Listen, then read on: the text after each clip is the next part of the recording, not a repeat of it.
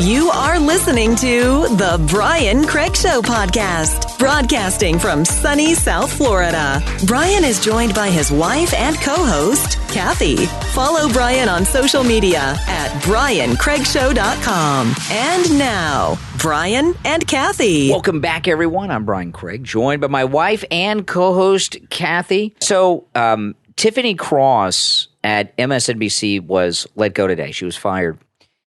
And I have obtained the last time she publicly spoke before she was fired. And this was earlier today, just a few short hours before they fired her at MSNBC, Tiffany Cross. And it's quite possible that these statements are what got her fired. Really? Yeah, so I'm going to play those in just a moment. I can't stand her. Yeah. Joy Reid should be next. I'll tell you this. I like Tiffany Cross in that she always gives me something to talk about because she's such a racist. Oh, she is. She is the most openly racist person I've ever seen. I remember Kyle Rittenhouse when he was acquitted. She had a meltdown, Tiffany Cross. This little white supremacist, the people he shot were white. So I don't know how she got white supremacist. You know, by the way, he shot them in self-defense. She thinks all white people are white supremacists. Yeah, that's right. That's her litmus test. All white people are Tiffany bigots. Cross is a black supremacist. Yeah. She hates white people. That's for sure. But she always gave me something to talk about. Joy Reid, too. She's another winner. But Tiffany Cross was more out there even than Joy Reid. She has no filter. And she just hates white people. And it's really sad. I would say Tiffany Cross, she feels about white people the same way that Edward R. Norton's character in American History X felt about whites, Jews, and Hispanics. You know, when I saw that video of all those women there having that little dinner, and they had like Joy Reid and Tiffany Cross and all their little friends, and they were all these black women sitting around a table. And the way they were talking about white people and white women, so strange. I just could not believe the anger and the bitterness and the chips they have on their shoulders.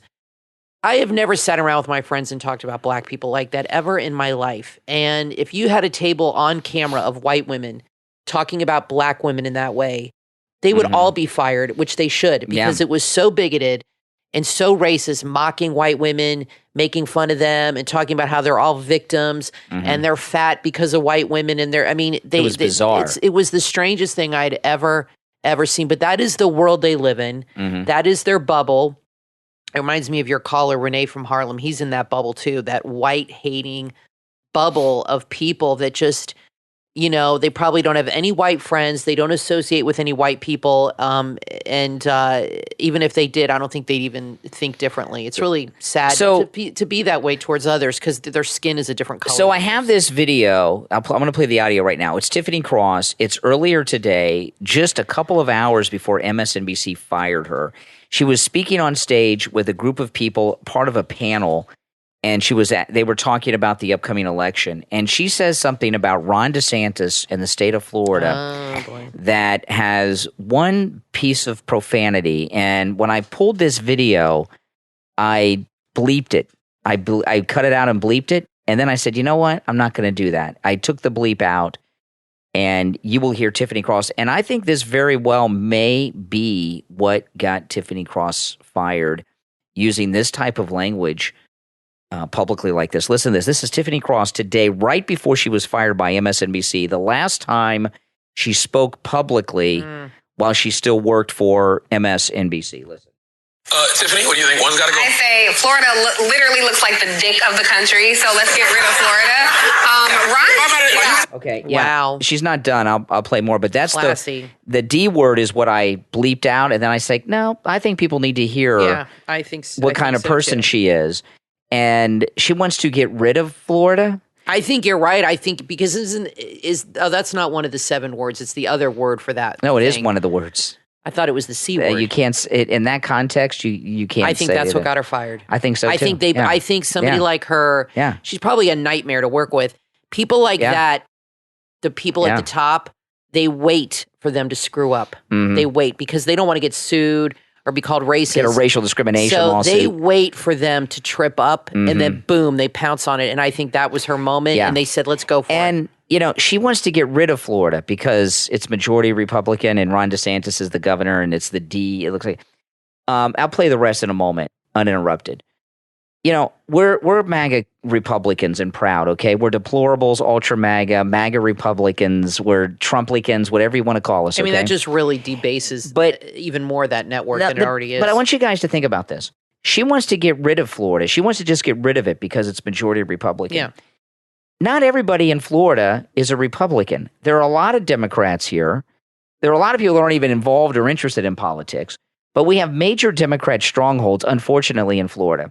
So she wants to get rid of Americans who are even in league with her, many of them black, just because it's a state controlled by Republicans. Crazy. She wants to sacrifice these others. It's very strange. So anyway, let me play the whole thing uninterrupted this time. But I do believe this is what got her fired today. I think so. Tiffany, what do you think? One's got to go. I say Florida literally looks like the dick of the country, so let's get rid of Florida.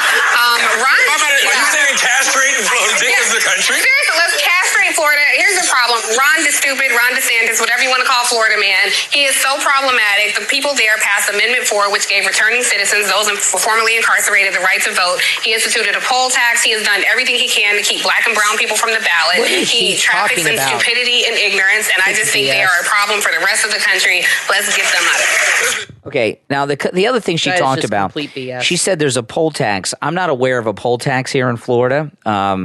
I guess I better take a few bucks with me when I go and vote on Tuesday because Tiffany Cross says we have a poll tax. Well, these are the same people that said that Ron DeSantis is going to make girls prove they're menstruating. I mean, Now, they just make crazy stories. The up. other thing she said about giving felons the vote. Unfortunately, on one of our past elections, it was on the ballot, should felons get their voting rights automatically restored, and it passed.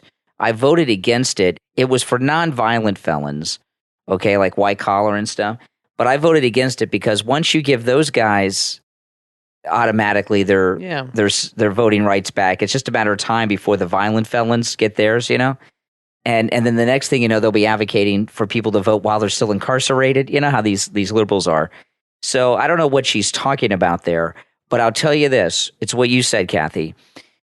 This woman, there's no getting around it. She's a nightmare to work with. They're looking for an excuse. And I'm going to tell you, I think, I'm going to go way out on a limb here, okay? I believe Joy Reid was behind her getting fired, and I'll tell you why. Really? Yeah, I'll tell you I don't why. know about that. Oh, yeah, I'll tell you why. She was jealous of her. I follow MSNBC because if you listen to me here on the podcast, you listen to me on the radio, I play a lot of audio sound bites from MSNBC. Yeah. And I'm not the only one. A lot of conservatives do. Tiffany Cross is the one that all of us get the most sound bites from. Joy Reid's, Joy Reid is Joy Reid and Morning Joe are like the other two, and then there's random people. But Tiffany Cross is the one that conservatives are always talking about because she's making the most outrageous comments like that. And I think Joy Reid is jealous of her. Another thing about I don't know if Joy Tiffany Reid Cross has that kind of juice. Oh, They're both yeah. on the week. I don't know. They're both on the weekends. No, she's not on the weekend. She's the primetime 5-day-a-week host, Joy Reid. What time is her show? She's in prime time. She's like on at 9. gosh. Yeah. She's on at 9. No, she's got a lot of juice. So Joy, I'm not saying Joy Reid got her fired. Joy Reid has been yapping in the ear of the people that can fire Tiffany Cross. And when that news came out today, regardless of what Joy Reid may say, if she says anything, she was high-fiving somebody when she got the news. She's very jealous of Tiffany Cross. Happy. Well, they're having problems at CNN too. The liberals are just losing all over. And I said to you the other day, I said, I don't understand why Democrats don't just fix what's wrong. Why do they keep doubling down? And then I realized because they hate admitting they're wrong. They absolutely cannot. It is not in their DNA to admit that they have made a mistake. I mean, you have Gavin Newsom, who they actually did an interview. They asked him about all the crime, and his answer was, we have to fix the messaging. Yeah. It's never fix the problem. It's never because they cannot admit that their policies are bad. They just are not capable. It's complete narcissism. They're all narcissists, and they cannot admit that they screwed things up. They just can't. It's just not, they're not capable. But Jake Tapper now is back in the afternoons. He lost his primetime show. 4 in the afternoon now. And I have to tell you, I recorded Don Lemon's morning show once to watch it. This show will not make it by the end of the year. It is the worst show I have ever seen on cable news, and I'm not exaggerating. The three of them have zero chemistry. They have zero personality. I mean, the two women are the most boring women I have ever seen on TV. None of them want to be there. They look like they absolutely freaking hate each other. My school announcements in high school were better than this. Yeah. And they were pretty bad back in high school at South Plantation. We had morning announcements on the television. They were better than this show. It is so bad. Record it and judge for yourself. This show will not last by the end of the year. Yeah, this is their way of getting rid of Don Lemon. Don't watch it live. It's on when I'm on the radio. It is awful. But Don Lemon's problem is that he's a nighttime party animal and he looks hungover, half asleep. He's hating it. And he's absolutely hating this job. The reason that they moved Don Lemon to mornings is they're trying to get him to quit or get him to screw up and not come into work on time so they can let him go without having to pay him off. Oh, this is a total interruption of his life. Because he had a great gig. He would come on at 9 o'clock and then he'd go out bar hopping and hanging out with all his friends. Gay bar hopping. And with Shepard Smith in New York and in Greenwich Village all night long till probably 5, 6 o'clock in the morning. And then he'd sleep in and get up at like 3. And he was 4 o'clock. He was living the life, really worked an hour a day, just come in, do the makeup and boom. Now he actually has to get up at 4 o'clock in the morning, which was about when he was going to bed. You can tell none of them want to be there. They literally, I watched a whole hour of it. I was waiting for this. Not once did any one of them crack a smile. No, not one. They hate each other. Not even good morning. A morning show is supposed to be a little light and a little friendly and happier. Like if you watch Fox and Friends or the Today Show, they're lighter. This was like the most serious, depressing, boring news show you could ever. Oh, yeah. It was horrible. Also, horrible. So this is, it won't last. Jake Tapper got demoted. Tiffany Cross was fired. And Shepard Smith was just fired from CNBC. Shepard Smith was fired. I mean, they're just. So they're not winning, guys. They're not winning. They're not winning. I want to take a moment to thank our Patreon supporters for their support of the program. If you would like to support the program, a great way to do that is to become a Patreon supporter. There is a link to our Patreon page in the description of this and every episode. There's a direct link on my website, briancraigshow.com as well. And our top Patreon supporters get a live on-air thank you shout-out on each and every episode. So the names you will hear now are our top Patreon supporters. I want to thank Andrew and Connie, Christine, Gary, ETW, D, Pamela, Rick, Nick, Wesley, Macho, and Rome, Wisconsin. These are our top Patreon supporters. Thank you so much for your support. Listen, we're going to take a quick break. When we get back, there's a lot more to talk about. We've only just scratched the surface, all right? We'll break and be right back. Millions of kids ride the bus to and from school every day. When your child is new to bus riding, there are safety rules they need to know to make their journey enjoyable. The book from author Millie D'Onofrio, The Bus Ride to School, available on Amazon, tells children how much fun a school bus ride can be if you listen and follow the safety rules of the bus driver. The Bus Ride to School is filled with great illustrations, as well as a cute melodic tone to it. It's educational and fun, perfect for your children, grandchildren, and teachers for classroom reading. The Bus Ride to School, from author Millie D'Onofrio. Order your copy right now on Amazon. Big corporations don't care about you. Small family-owned businesses across the country have products the big corporations don't want you to see. The United States of America is the land of the free. Don't let the big box stores control your hard-earned money. Switch away from BigBox.com as the information you need to be the change you want to see. By switching to family-owned, American-made goods, you're not just improving the quality of products entering your home, but helping our country. Adding high-quality, safe, sustainable products to your home doesn't have to be hard. Visit switchawayfrombigbox.com to get started right now and join the grassroots movement to shift consumer spending back to family-owned, made-in-America consumer goods. Switch away from bigbox.com. Want to know where all the bodies are buried? Author Robert Allen Miltenberg holds the key to that question in his book, Pool Boy to the Mob, Everybody Out of the Pool. Author Robert Allen Miltenberg holds the key to that question in his book, Pool Boy to the Mob. Welcome to Mob-Ammy Beach. This book is a fictionalized account of Miltenberg working at a mob-owned Miami Beach hotel in the 70s. If you're a fan of The Godfather, Goodfellas, or The Sopranos, you will love this story that's full of colorful characters and wisecracking wise guys. It's a story with everything from Playboy bunnies and weaponized parrots to shattering the glass ceiling and getting away with murder, all in paradise. This is a wise guy tale you've never heard. Surrounded by pools, the trick for Bobby Moskowitz was not slipping in the one thicker than water. Bobby lived to tell the tales, and now you can read all about it. The funniest mob novel since Jimmy Breslin's The Gang That Couldn't Shoot Straight. Pool Boy to the Mob, Everybody Out of the Pool, from author Robert Allen Miltenberg, available on Amazon. Order your copy right now. You are listening to The Brian Craig Show podcast, broadcasting from sunny South Florida. Brian is joined by his wife and co-host, Kathy. Follow Brian on social media at BrianCraigShow.com. And now, Brian and Kathy. Welcome to the program, everyone. I'm Brian Craig. My wife and co-host Kathy is back. Hello. Yes, and Barely. Yeah, and Kathy has been away from the podcast for 3 weeks, and we last attempted a podcast with Kathy 2 weeks ago tomorrow, and right in the middle of the first segment, we had to stop and go to the emergency room, and that was the last you joined us on the podcast, and I did not upload that. So, so welcome back, and Kathy is doing better, but not 100% yet. So. No.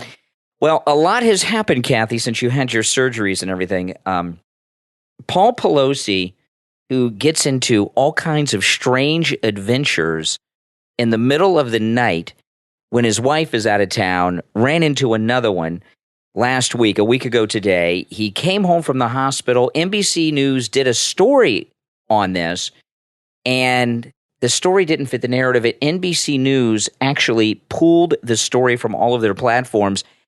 And I'm going to read through this story that's talking about this. This is really insane. It really shows you how powerful the Pelosi's are. I mean, they're just like thugs. Listen to this.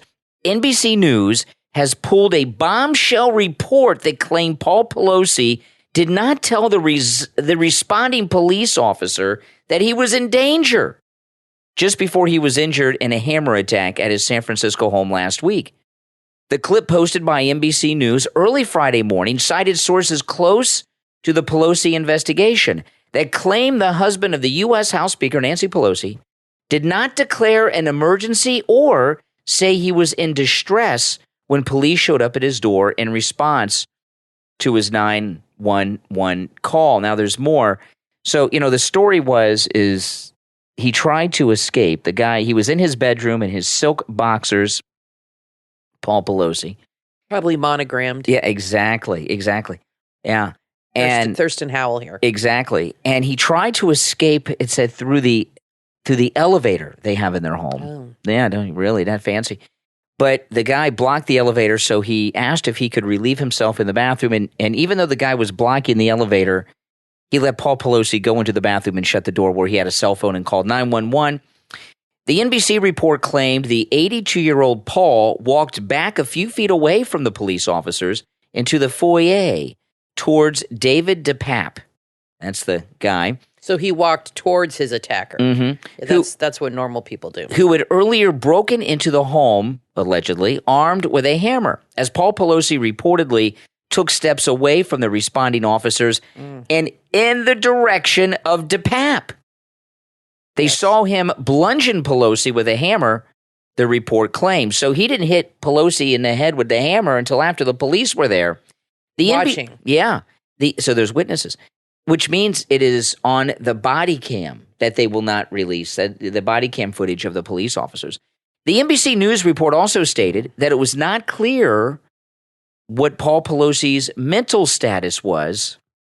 I thought they said sexuality, but it says mental status was when he reportedly stepped back away from police and that responding officers were unaware that it was the home of Nancy Pelosi, which is hard to believe, right? Who has a security detail and was in D.C. at the time of the attack. The NBC report, now again, this report's all been pulled. Now, this report went on the air. It went on the air. It is on social media. It's on Elon Musk's Twitter. You can go and watch the story. The NBC report, which differs from court documents filed earlier this week, right, by the prosecutor, was published Friday morning. By early afternoon, the NBC report had been pulled with the explanation, quote, the NBC report from Friday was taken down with the explanation the piece should not have aired because it did not meet NBC News reporting standards, which means it was critical of a Democrat and showed that they were lying. Paul Pelosi was released from the hospital yesterday. He returned home. DePape, they say, was carrying zip ties with him when he broke into the home. Okay, now they've still not released any footage. We got a lot of information here. There's police body camera footage they won't release. The Capitol Police not only have video cameras on the Pelosi house, they have a live feed that they monitor but said they weren't watching it. So they won't release that. You know, it's been 7 days since this happened. All kinds of shenanigans are coming out. I think this story from NBC News was accurate. This guy, NBC News, and by the way, I'm forbidden from playing it by NBC News, okay? NBC News will not allow anyone to play this audio, okay? They have pulled it, and you are not permitted to play it on any broadcast. I mean, you know, this is, I gotta tell you, question everything. Yep. You know, and the entire history of the United States I question because history is written by liberals. Liberal college professors write the history books. And a lot of our history, a huge chunk of it comes from newspapers, television, and things like this. And you see them rewriting history right before our eyes. This story, I saw this story before it was pulled by NBC News.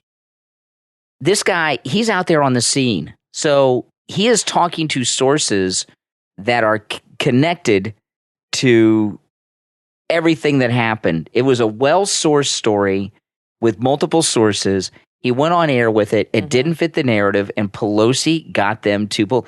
And this is really amazing how powerful Nancy Pelosi is. We're just a couple days away from the red tsunami and the blue flush. She's not going to be the speaker in a few days.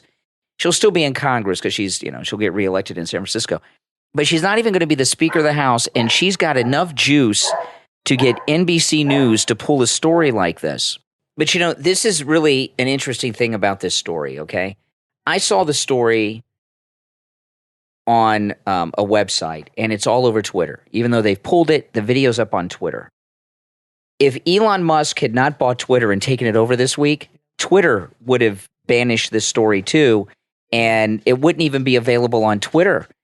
You know, and it's so interesting because it makes you wonder how much has been buried over the years. Yeah. That we don't know about. This story, you know, remember it was 2 years ago in a week or so when the Hunter laptop story came out, and Twitter banned it. They suspended the New York Post, and then the rest of the media followed suit. This Paul Pelosi story, something stinks about it. You know, something stinks. And you know what?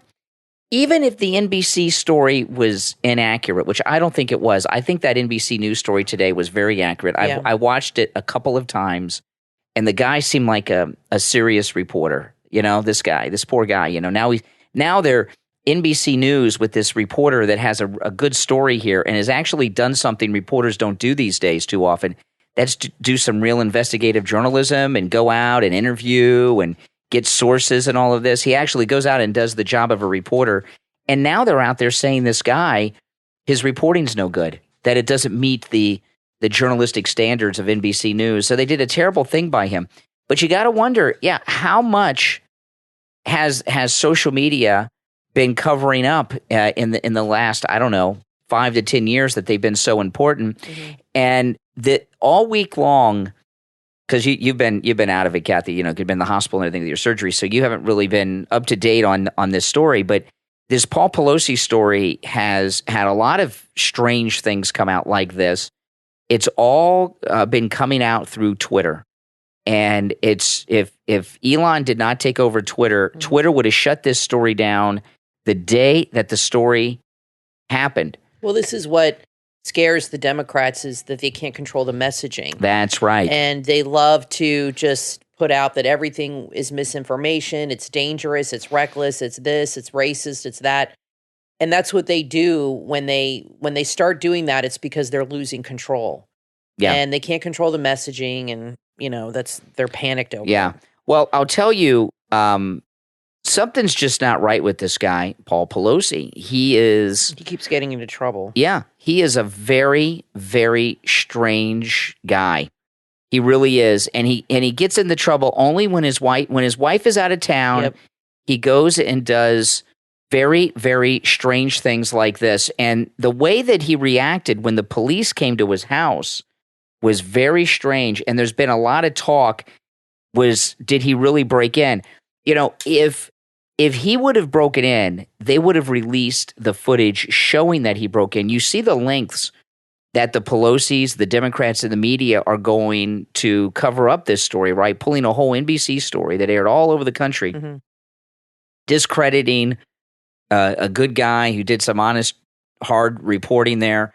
I don't understand how these reporters, because I'm sure there are some good ones, how they don't get so frustrated. I'm sure it is for some with their work. And you have some that leave, like Cheryl Atkinson and went on her own, and Carrie Lake, obviously. But that's not very many. But I would feel very stifled. Yeah. And I would feel like I'd have trouble sleeping at night if I was told to bury things. Remember that one girl on ABC on a hot mic or on video admitted they buried some story about, I can't remember what it was about, but it was on camera where she said that the network told her to bury it. It was a huge story. Can't remember what it was about, Bill Clinton or something. And she said, yeah, I think it was Epstein. I think it was an Epstein story. Yeah, and the camera was rolling on her. It was like in between commercials, or in between whatever. And she said, yeah, they told me to bury this and that. But I think when you're at a national level, the money is so good and the perks, and you're hanging out with politicians and sometimes celebrities, and you're in that inner circle, you rationalize it to yourself. Yeah. Well, they've made me bury 8 stories, but I got 2 good ones out. And I think they rationalize it some way. But I wouldn't want to live that way. No, I wouldn't either. I'd have a little more integrity. I wouldn't either. And, I got a call today on the radio from one of our listeners. He says, I don't understand why you are Augustino. He's an old timer from Georgia. He calls me all the time on the radio. I don't understand why you're talking about Twitter so much. He doesn't get it because he doesn't use Twitter. And a lot of our MAGA friends don't use Twitter because there was a mass exodus when President Trump was banned. And I get that. But it's amazing what's happened with Elon Musk taking over Twitter. What we're talking about right now, we would not have known about. And True. And what has happened now is the media not only can they no longer control the narrative, they can no longer cover up things. Twitter has so many people on it worldwide. This story that NBC News pulled off of all their platforms was already on the Twitter. That's it. It's out there. And what NBC News did by pulling it, they could have issued a retraction and said on their nightly news, we retract that. By pulling it down like they did so quickly, when the story obviously has truth to it, gives even more credibility that the story was accurate, and we wouldn't know about any of it if it wasn't for Twitter. I mean, look what they're doing, being owned by Elon Musk. Look what they're doing on CNN and MSNBC. They have this guy who is a nudist, illegal alien from Canada who lives in Berkeley. They're telling you constantly on the cable news, this guy's a MAGA guy. He's a Trump guy. Yeah. MAGA Berkeley. The Berkeley chapter of MAGA. Yeah. Give me a break. I know. Give me a break. That's what they do. And they just flat out lie to you. Well, if it wasn't for the internet, though, yeah, that would be the reality. That is what we would know. When I first started in radio, there was no internet. I've been doing this so long, there was no internet. And the way we did show prep back then is newspapers. And I'd have to get the newspapers every morning. I'd have to get our 2 local newspapers here in South Florida, the Fort Lauderdale Sun-Sentinel and the Miami Herald and the USA Today. And it was kind of expensive, too. And I didn't make a lot of money then at all. I'd have to get the New York Post. I'd have to get the New York Times on Sunday, and then I had to get Time Magazine and Newsweek magazines every week. And And I know people will think that's crazy, but back then you had nowhere else to go for news. And then when the internet started up, there was Drudge Report, Newsmax website, and WorldNet Daily. WorldNet Daily, I haven't been there in a long time. I don't even know what they're up to. But we had these three conservative websites. This was before Breitbart.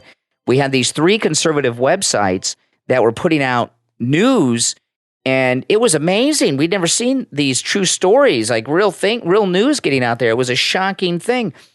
And what's happened, and we found with this purchase of Twitter, a lot has come out. We found that the female attorney, the attorney that Elon Musk fired, she's very famous. She was on Joe Rogan's show with Tim Pool and Jack Dorsey a few years ago. It was the first time I'd really heard of Tim Pool was on this. It was amazing. She's the one who made the decision to pull Trump from Twitter on January 6th. Can you imagine?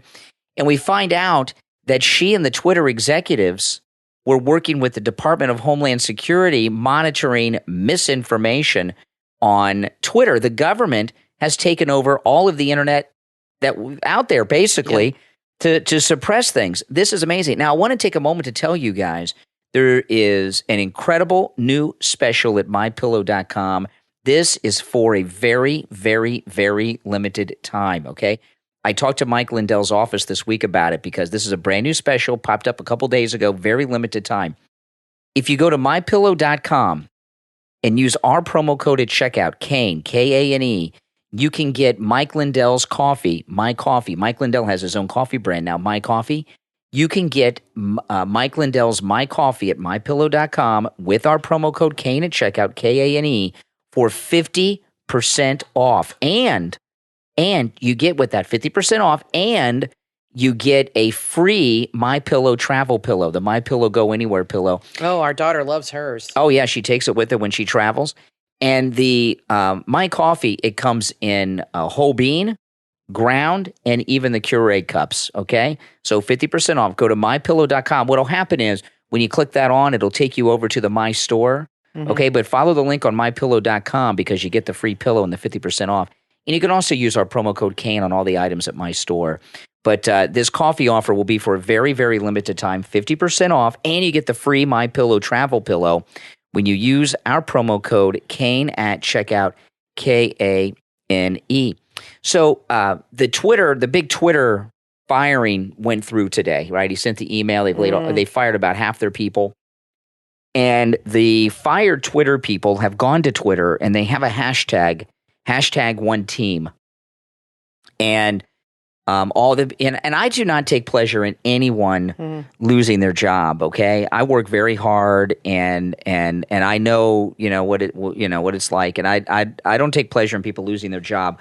However, when I heard about this hashtag one team that the fired Twitter employees have gotten together, I started going through Twitter and I'm clicking on their profiles.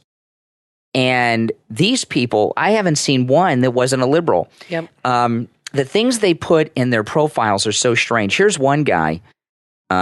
His name's Simon, former senior community manager at Twitter. This is his bio at the top, right? Biracial, Punjabi. Oh my God. Yeah. And here's another one. They have their preferred pronouns. Okay. I don't understand. They love to Latin X, whatever that is. I don't even know what that is. Liberals love to put themselves in boxes. Yeah. And they are self-segregationists. And they love to wear their ethnicity and their gender, whatever you want to call it, they love to define themselves to people before it's so weird. It's like, don't get to know me as a person. Judge me by my labels. Yeah. Which is so bizarre. You're supposed to judge people by their character, how they treat others, if they're kind, thoughtful, things like that, if they're intelligent. But they want you to judge them strictly by their skin color. I mean, it's really racist and bigoted. Bizarre. And it's the opposite of what we were taught as kids with Martin Luther King and all that. Yeah. But they wanted you to judge them strictly by the superficial. And it shows you how superficial they really are. If you go to Twitter, by the way, follow me, Brian Craig Show on Twitter, by the way. If you go to Twitter, just go look for the hashtag one team. It's one word. And I've just been randomly clicking on the profiles of the ex-Twitter employees to read their bios. Here's this. Look at this guy, Kathy. I just clicked this randomly, right, as you were talking. He was just fired today. He was the global head of social and editorial for all of Twitter, right? Wow. And here is what his bio is.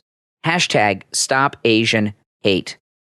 I mean, what everything is about all of these bizarre classifications, and they're all victims. Here's another one with their preferred pronouns. And I know we've known that the people that run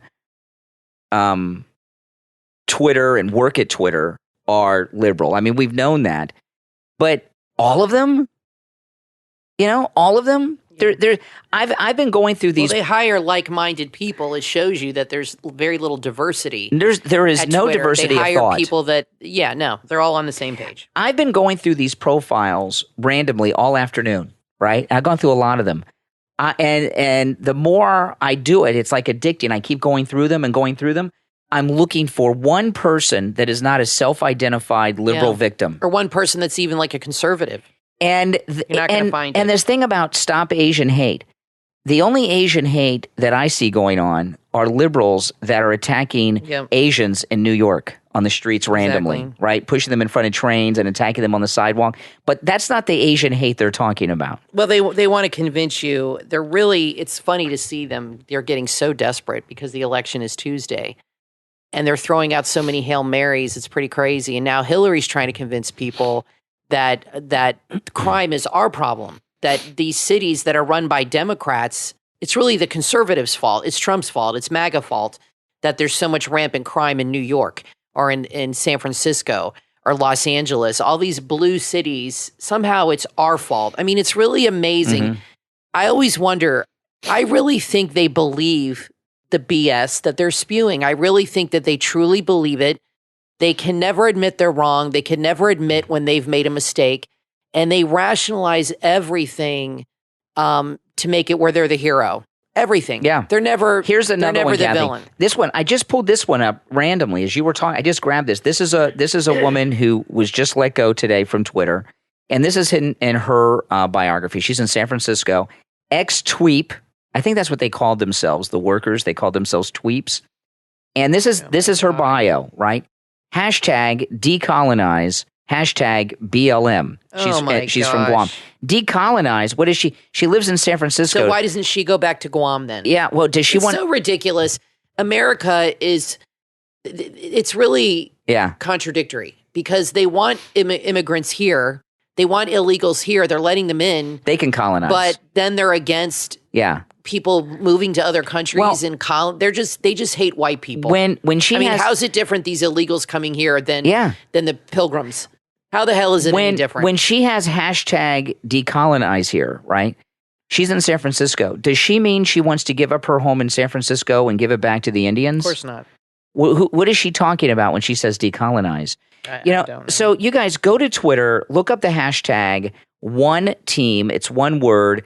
And start going through the profiles of these people. It will really blow your mind. And it's really scary that these radicals, like I said, I know we knew they were all liberals, but not this bad. These are the people that have been controlling the flow of news and information.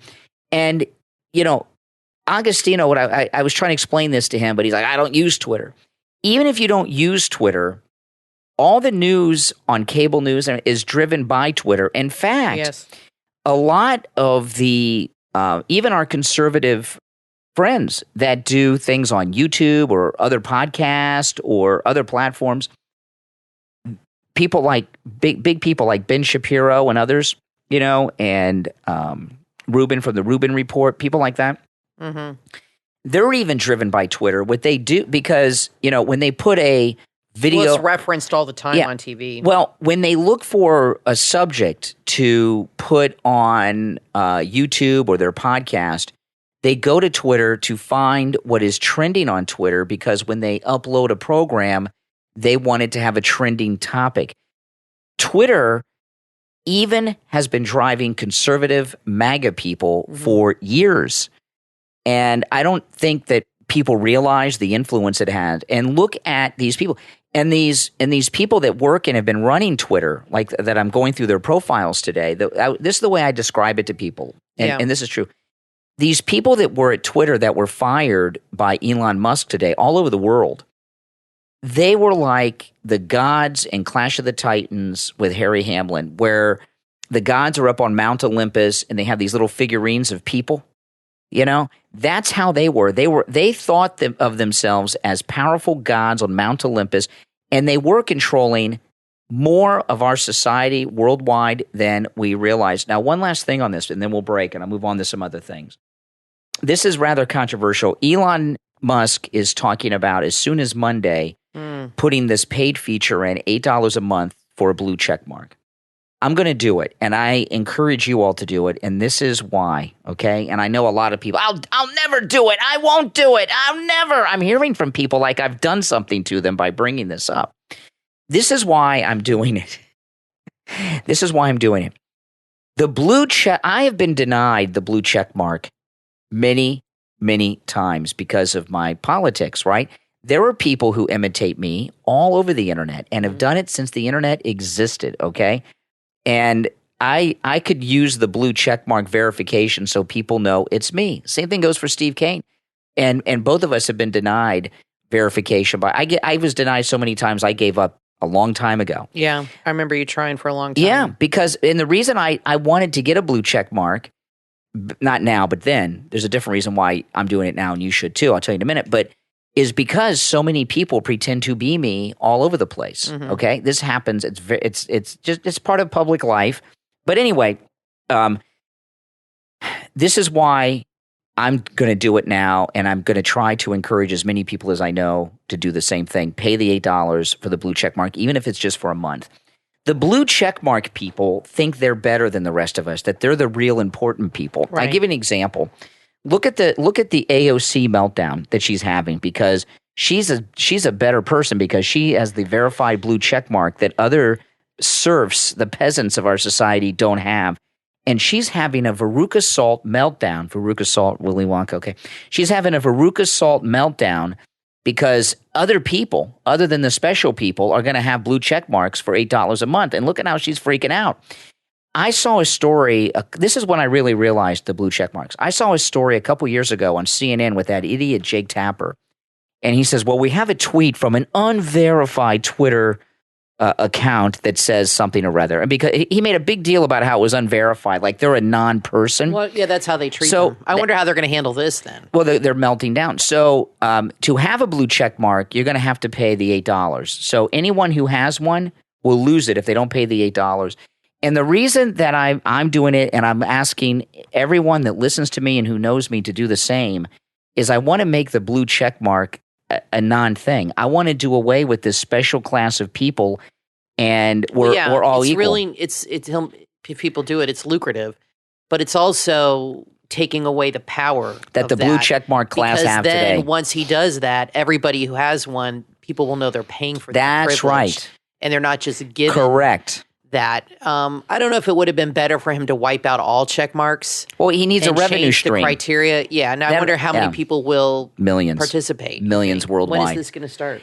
As early as Monday. We don't have a real date. I don't know where he got the $8 from. I don't know. A little high. I think it should be like, I guess he wanted to keep it under 10, and but most apps are like for subscription are $4.99.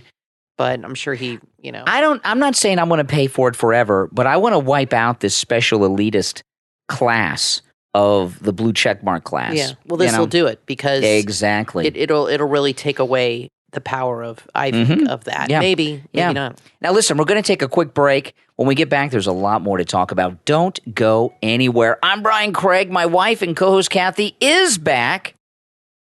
Little limited, not feeling too hot, but she's back with us. We'll take that break and be back with more. Don't go anywhere.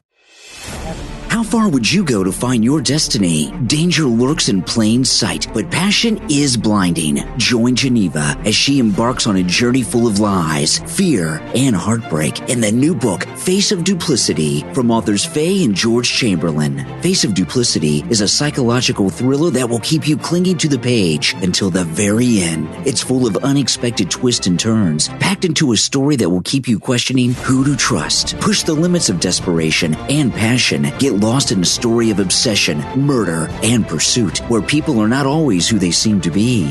Face of Duplicity, from authors Faye and George Chamberlain. Order your copy on Amazon or visit the author's website, chamberlainbooks.com.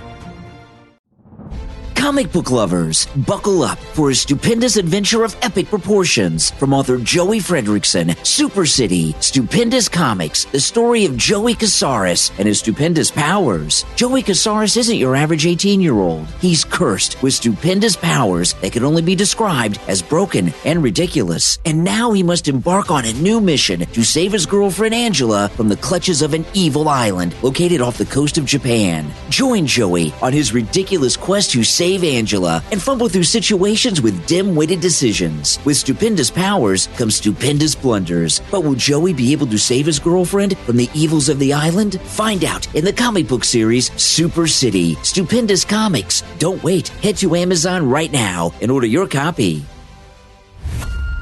Get ready for a compelling story about life-changing experiences, unique discoveries, kindness, and mystical visions. Authors Faye and George Chamberlain bring you Connections Past, an inspirational mythic thriller. If you enjoy page-turning action and adventures, this is a book you will not be able to put down. It will take you on an exciting and thought-provoking journey. Could acts of kindness make this world a better place? 26 years after her mother's death, Geneva finds herself on a journey to fulfill her mother's prophecy. Along the way, she meets improbable allies and is drawn into unknown realms. What follows is a mythic thrill ride of twists, turns, and self-discovery. Available in Kindle, paperback, and hardcover editions. Connections Past, from authors Faye and George Chamberlain. Order your copy right now on Amazon or visit the author's website, chamberlainbooks.com.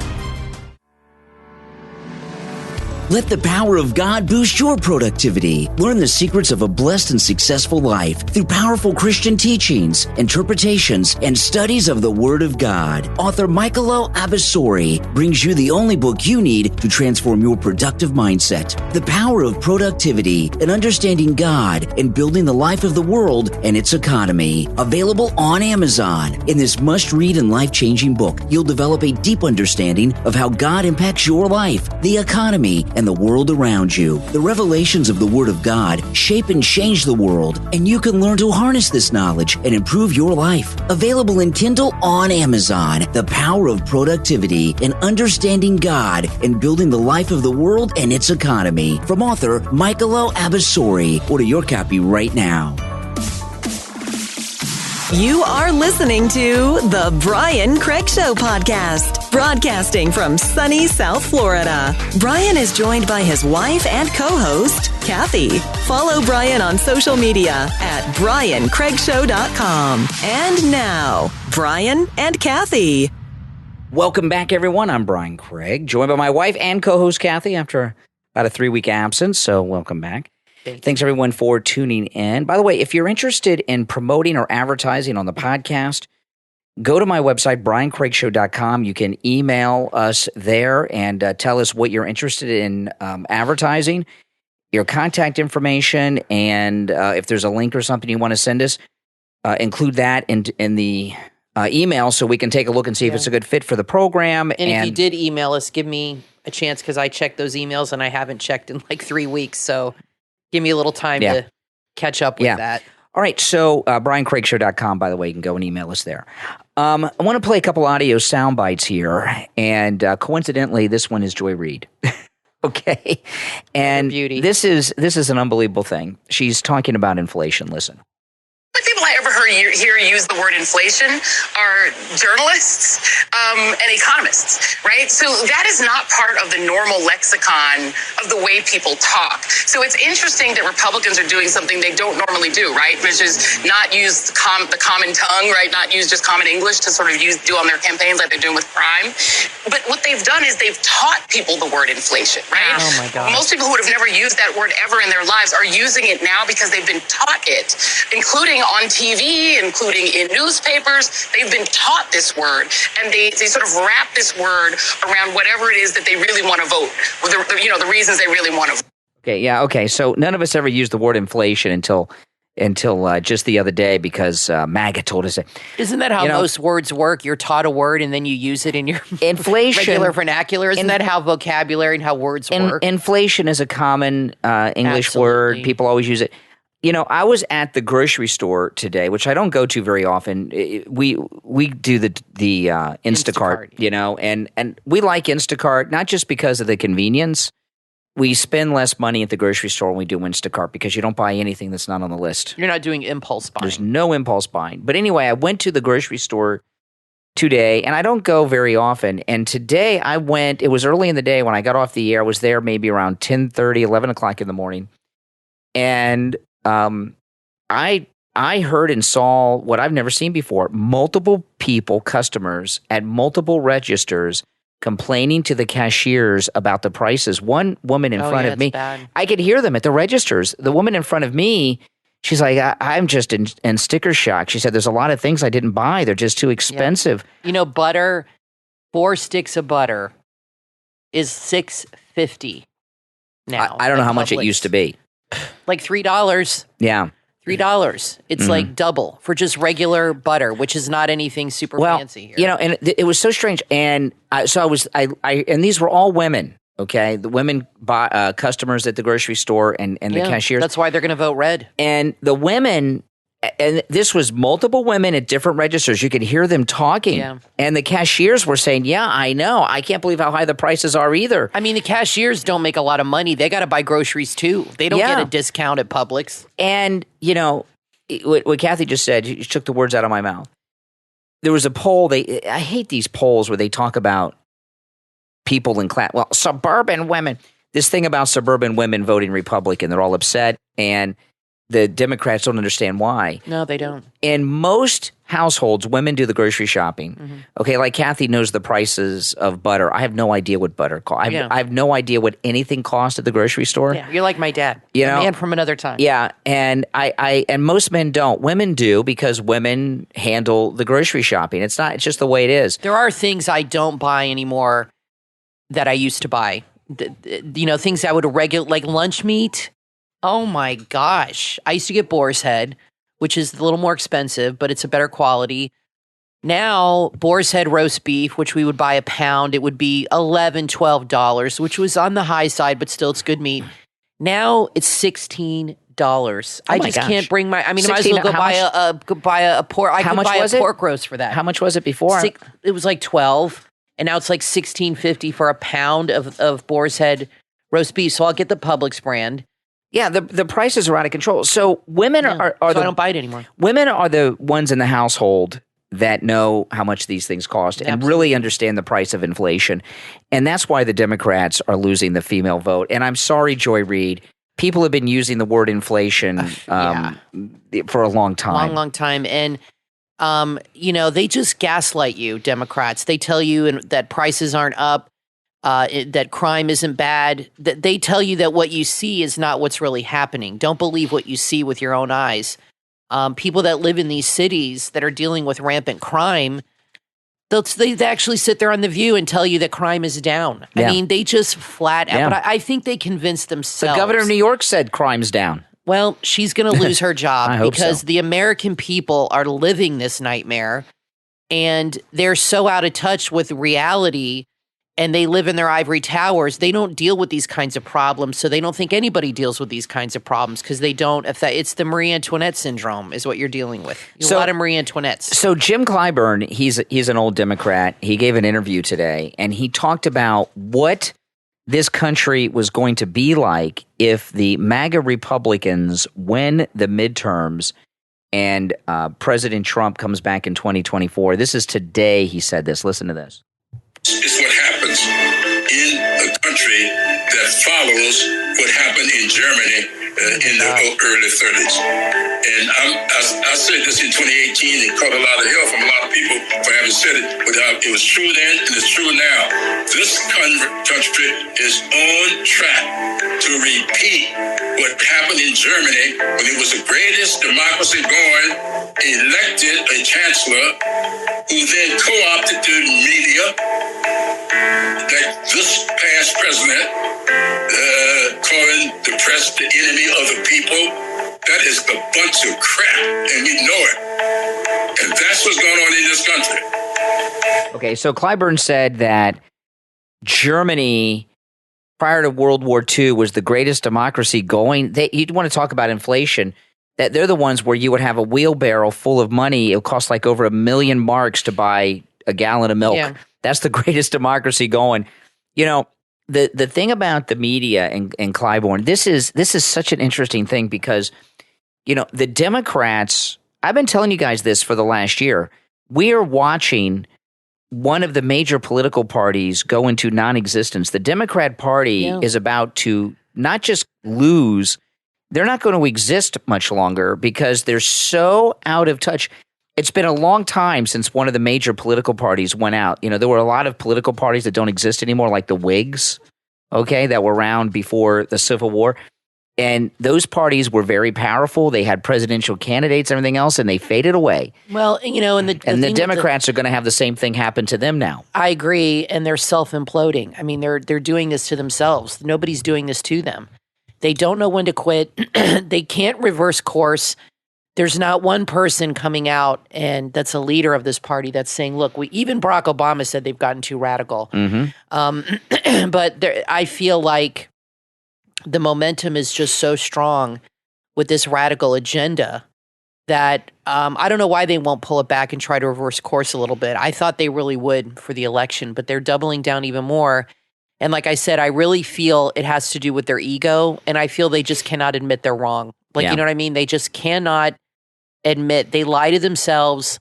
They're totally out of touch, and they cannot just look at themselves and have self-reflection and be, I'm sure some of them can, but the ones you see on TV all the time, they just can never publicly admit we're screwing up and we've lost touch with the people.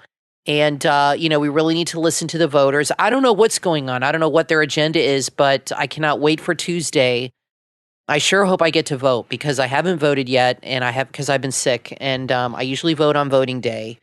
And so I'm going to definitely, hopefully feel better by next Tuesday to go. And you haven't voted yet, have you? No, I usually vote on day. election day. I go on election day always. So we'll go vote then. I think I'll be okay to do it. But I'm looking forward to that. And I'm going to be up watching. I can't wait because I think it is going to be the biggest political upset this country has ever seen. It is. I really feel that way. Yeah. It is going to be... There's all these articles now projecting that we're going to get like 55 seats in the Senate and, you know, whatever. I think it's going to be bigger than that. I think there are going to be races all across the country, big and small, where you are going to see such a red wave that the Democrats, they could scream and you won't be able to hear them. They will be so non-influential. And once that happens, what does that mean for the Biden presidency? If we have a massive turnout, we have governors, senators, congressmen. What does that mean for Biden if everybody is like conservative? Lots of investigations and big trouble. And what does that mean as far as his effectiveness? Well, because the House of Representatives controls the budget, so he won't be able to spend any more money. Thank God. Yeah, he won't be able to launder any more money through Ukraine. Right. That'll all be over. It's just been crazy. Now, one last thing we want to touch on. This is just completely insane. Okay, Fetterman and Oz. Okay, yes. Oz is now ahead in the polls officially, and he's been ahead for a long time. The polls are just showing this. Okay, I don't trust any of the polls. They're always weighted towards the Democrats. But what happens a lot of times, you're starting to see this, is the polls, they're in the business of polling, so they don't want to lose total credibility. So they start to become a little more accurate right before, that's what's happening. And Fetterman is just imploded. He was on The View today. They were sucking up to him. Oh, my gosh. And he's a disaster. Fetterman released an ad. You can find this on Twitter. I'm not playing it here because it's more of a visual than the audio. he did a commercial that is just, it's terrible commercial. And it is a remake, I should say, it's a very poor remake of the most popular television commercial of the 1980s. And a lot of you probably are too young to remember this, but a lot of you remember it. There was a very famous Coke commercial on television with Mean Joe Green, who played for the Steelers. Yeah, I think so. Okay. I thought it was the Packers, but somebody said it was the Steelers. Didn't I say the Steelers earlier? Yeah, and then somebody else said it too. Yeah. So I think you're right. Yeah, and Mean Joe Green, he was a very famous football player. Great commercial. And it's a commercial where it's after a game, he can hardly walk, he's hobbling, and a little boy offers him his Coke, and it's a great commercial. It is a great commercial. And Fetterman did a commercial with a little boy that's an attempt at a parody of that is the most bizarre thing. Fetterman's like hobbling in it's very low budget. I mean, it's like, I think his wife just filmed it. Yeah, on her phone, or iPhone. He's hobbling in a hallway for no apparent reason other than just he hobbles. There's really no reason to it. At least with Mean Joe Green, he's coming off a game. He's been tackled all day for and covered in pads and hot and this sweaty. Is just how Fetterman just it's a normal day for him. This commercial is so bad of Fetterman. It really is. Look it up on Twitter. And I just can't believe that they released it. When they filmed it and saw it, they should have said, this is too bad, not released.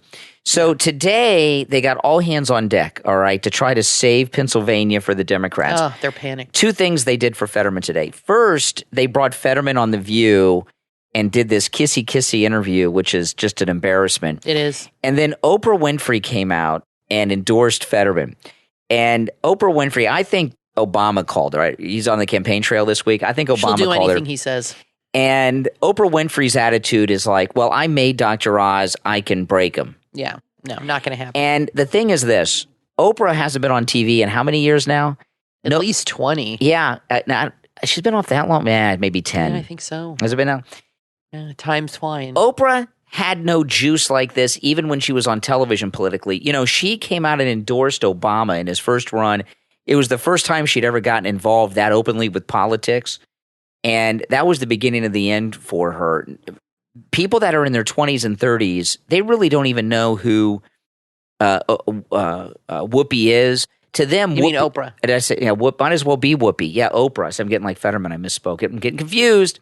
They don't even know who Oprah is. To them, Oprah is what Ralph Crandon was to us, right? Jackie Gleason. We knew who Jackie Gleason was, but we didn't live through the Honeymooners. It was some old TV show. The thing working, and that's how. But let me finish this. But Oprah Winfrey coming out endorsing Fetterman. Cat Turd on Twitter had the best tweet in response to this Oprah Winfrey endorsement of Fetterman today. He said, "Yeah, Oprah has a history of being a great judge of character," and he had a whole bunch of pictures of her hugging Harvey Weinstein. Yeah. I thought it was hilarious. The thing working in Oz's favor is Fetterman is such a disaster. If Fetterman was semi-appealing to look at, I mean, he is, Fred Flintstone is hot next to this guy. If he was semi-appealing visually, and he's like 9 feet tall, and if he could put a sentence together that made sense, then Oz might be in trouble. Might. But he is so bad. I honestly can say, with all honesty, I think he's the worst political candidate in the history of this country. I really can, worse than Biden. Yeah. I mean, I really can honestly say that. He is the worst candidate any party has ever put up. He is so bad. He makes no sense when he talks. He really needs to be in a nursing home and going through rehab. Your stepfather had a stroke, and he was worse off than Fetterman, but he had to go to rehab for months and months and months. And I don't know if this guy even went into rehab. I think he had a stroke, and a week later he was out on the campaign trail. So he missed all of that help and rehabilitation. He's had brain damage, and his wife, shame on her. Because let me tell you, if that was my husband and I loved him, I would absolutely go public and say he needs to leave the race. He's not well. But she wants to be the first lady of Pennsylvania. The first, she wants to have those perks. This is the thing with she doesn't want to let it go. With Fetterman. Okay, Fetterman. Couple things about it. he and his wife are endangering his life. When someone has a stroke like that, not only do they need rehab, they need rest. And him being on the campaign trail and under this amount of stress could bring on another stroke. And typically the second stroke is heavier than the first one, and you've already got a lot of brain damage. That's right. And I saw the brain scans when my stepfather had his stroke after. He's passed away, but before he passed away. And the part of the brain that's affected by the stroke is dead. You can see it in the scans. It's awful. Said it was like black. It was. I couldn't believe it. It was very upsetting to see. It's like that's right. It's like permanently damaged. It's very damaged. It's very damaging, and it's very dangerous. But this is what Fetterman and his wife are doing. He's a bum. He lived off his parents his entire life until he became lieutenant governor. He bought a house for $1 from his sister. And he's modeling himself, and this is not a joke, after Bernie Sanders. Bernie Sanders was a bum and lived off his parents till he was 40 and got elected to mayor, and now he's in the Senate, and he's worth millions. And Fetterman and his wife are modeling themselves after Bernie Sanders. And his wife. Yeah, but it's really sad and pathetic. And when you see these Democrats— I feel really bad for Pennsylvania if this guy wins. Yeah, you see these Democrats that are out there like Oprah. If Oprah were a decent person, she'd say, you know, I don't support Dr. Oz being a Republican in the Senate with Trump, but Fetterman, it's dangerous for him to be walking around after this stroke. He's brain damaged. Yeah. But Oprah, they just don't care. These are heartless, sick, twisted people. No, they are. No compassion. Shame on her. And look what they're doing to Biden. Let me tell you, Biden's wife and Fetterman's wife are abusers. They're spousal abusers. Well, they're just using their husbands for political gain. They don't care. And for money. Jill Biden, if you see her interact with her husband, she hates his guts. I mean, it's obvious. She shuffles him around in the way she talks to him, and you can't blame her. But this is not a woman who loves this man, I could tell you that. So I almost feel like she made him run as punishment. Yeah. And she's getting all the perks. And I always felt she forced him to run, or she was going to reveal all his dirty laundry. Yeah. But maybe the same thing is going on with Fetterman. I don't know. But this guy is the worst candidate. Tell us if you guys agree. I've ever seen in my lifetime put up by any party. Now, listen, don't forget, go to mypillow.com. Do your Christmas shopping there. You know, there's huge savings for Christmas with our promo code Kane. Mm-hmm. But there's special on the coffee, Mike Lindell's coffee, my coffee, right now at mypillow.com. With our promo code Kane at checkout, Kane, 50% off Mike Lindell's My Coffee. And remember, the coffee comes in whole bean, ground, or the Keurig cups. Not only do you get 50% off with our promo code Kane at checkout, Kane at mypillow.com on the Mike Lindell My Coffee, you get a free MyPillow travel pillow as well. It's a great deal. Take advantage of it. Remember, promo code Kane, Kane at mypillow.com. All right. Thanks, everyone, for tuning in. It's great to have you back, Kathy. And great to be back. Hopefully you'll get to stay and not have to take any breaks. You're still in recovery. I don't want to be like Fetterman's wife and force you to do things when you're not up to it medically. That's true. But at least we're podcasting from the marital bed. Well, right? I don't do anything I don't want to do. Yeah, so I don't. You know that about me. I'm not parading you around on television and on stage around the state. Yeah. You're in bed. I'm actually in my pillow bathrobe right That's now. Right. That's right. Resting and relaxing. And in fact, there were a couple times you asked me and I said, no, I'm just not ready. And you're like, okay. So that's right. It's definitely. That's right. I don't want to be like Fetterman's wife or Jill Biden that I'm criticizing. You're not. Don't worry. Thanks, everyone, for tuning in. We'll talk to you next time. Are you a conservative looking for a new podcast to add to your playlist? Then add The Last Gay Conservative with your host, Chad Law, to your podcast playlist. Chad has spent his entire life defending his political beliefs. He's a self-educated expert on all things politics, U.S. history, and most importantly, common sense. He's traveled around the world learning from some of today's leading political scientists. Twice a week on The Last Gay Conservative podcast, Chad destroys political stereotypes and challenges the exploitation the left uses for their own personal gain. You'll learn, you'll laugh, and love having the tools to take on your own version of the mob. Join Chad Law by visiting thelastgayconservative.com and tune into The Last Gay Conservative on Spotify and Apple Podcast. Share the podcast on all of your social media. The Last Gay Conservative. Start listening right now.